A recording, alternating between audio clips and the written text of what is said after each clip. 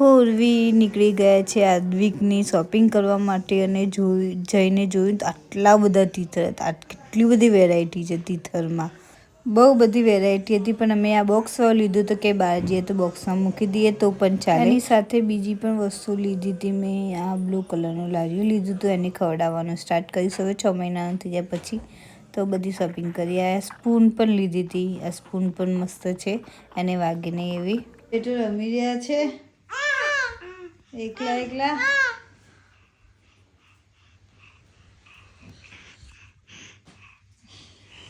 અને બચુભાઈ નાસ્તો લઈને આવ્યા, એ બી સિંગ ચણાનો નાસ્તો લઈને આવ્યા છે.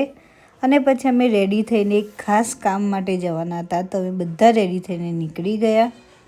અમે પહોંચી ગયા સ્ટીકર્સ લેવા. આદિત્યના સ્ટીકર્સ બનાવ્યા હતા, હવે એનું ગિફ્ટ આપવાનું છે બધાને.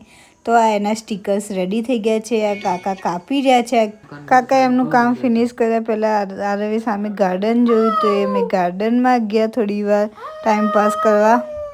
અડધો કલાક ગાર્ડનમાં રમીને મેં પાછા પહોંચી ગયા.